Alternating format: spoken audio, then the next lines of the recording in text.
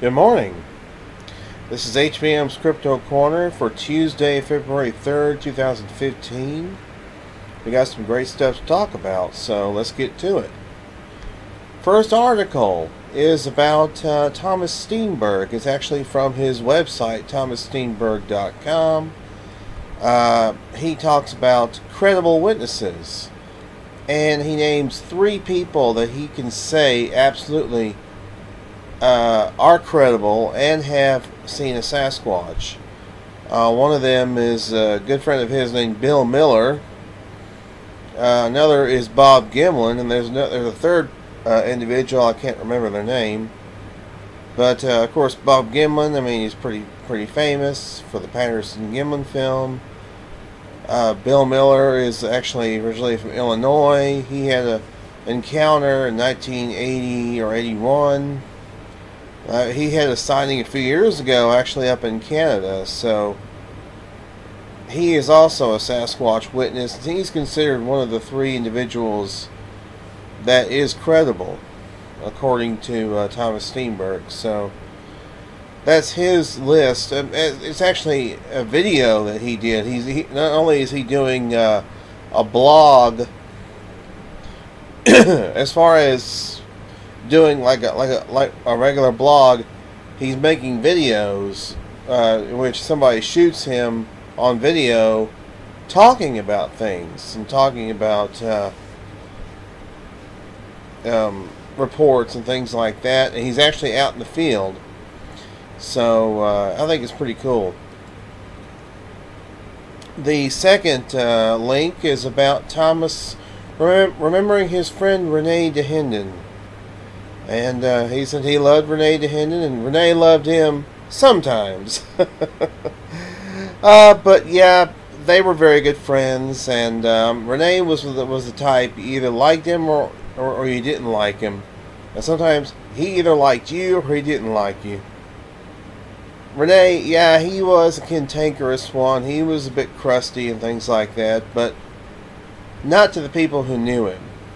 And I've actually met several people who knew Renee DeHinden and said that the Renee that people didn't see was the real Renee. I remember Thomas and Chris Murphy talked about Renee at the Yakima Bigfoot Roundup a few months ago, and very humorous stories that they told about Renee, but also with that feeling of reverence and that love for Renee. So that was always great to see and hear. Our third link, by the way, that link is also from Thomas Steenberg's website. Our third link is about scavenging Sasquatch. Thomas has a theory that Sasquatch don't go running after large game like deer or elk or bear or whatever. That they generally wait until those creatures either die naturally or are killed by a hunter, perhaps, and then the Sasquatch will, or hit on the side of the road by a car, and generally they will wait and then they will scavenge the remains, which I find interesting. So not only are they opportunistic omnivores, they're opportunistic scavengers as well. So they're no different from other animals, to be quite honest. They scavenge, when they can't get what they need. But not only that, they also scavenge sometimes for garbage. And Thomas mentioned that there are some areas that have now outlawed garbage dumps in British Columbia, which I found to be interesting. But the Sasquatch would be seen near these garbage dumps, and they would be seen scavenging, looking for any kind of food that people may have thrown away. And there have been reports here in the United States of Sasquatch being seen near garbage dumps and at garbage dumps. So I guess when they're just absolutely desperate, that they got to find food somewhere. Very interesting stuff. We'll be right back. Now, where is my Sasquatch coffee? I can't find it anywhere. Oh, I am wearing a headlamp. Let me see if I can find it. Aha! There it is. Oh, let me never be without this stuff again. Ah, still good. That's Sasquatch Coffee, squatchcoffee.com. Tell them HBM's Crypto Corner sent you.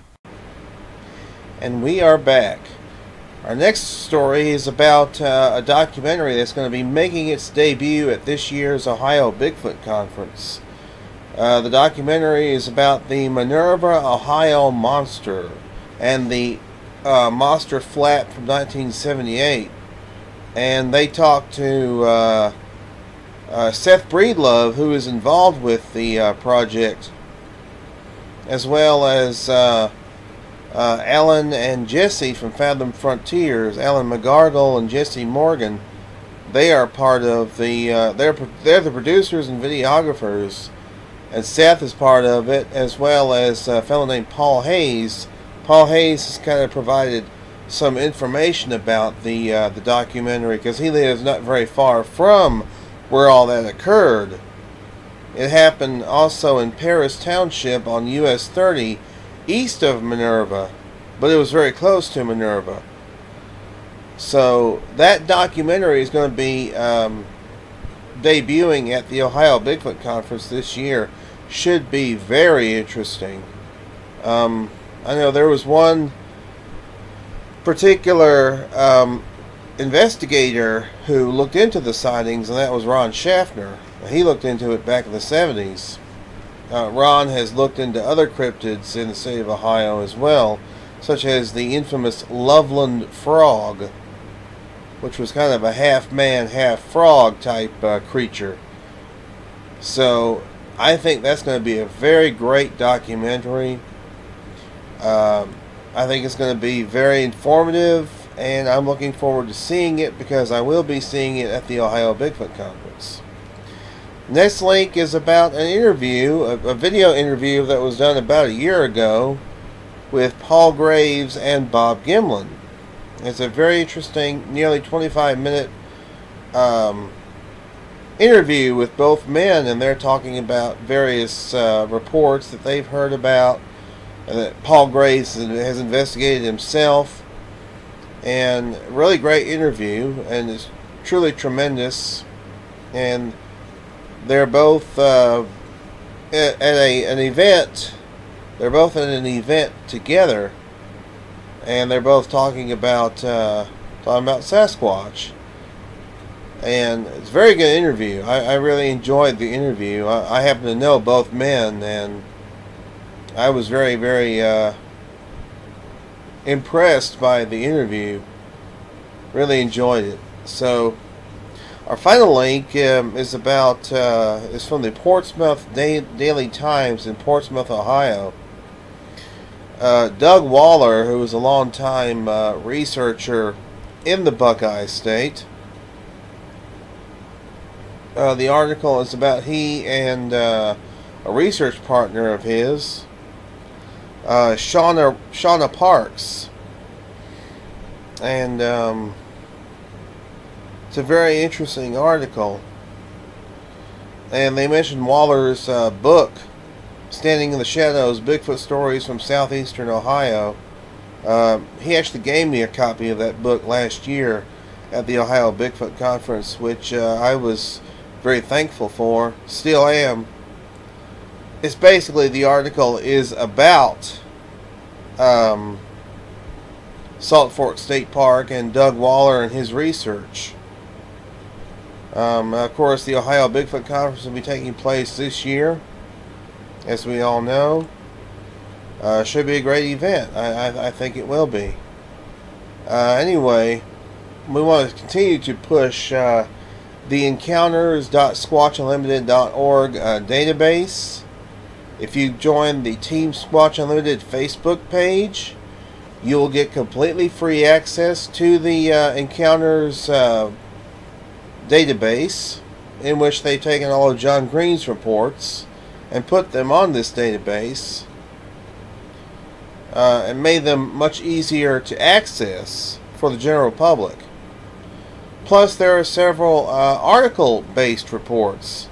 Some of us have been contributing to these. I think I've contributed the most, although Shane Bradbury and Rob Gaudet have also done an excellent job of contributing articles as well.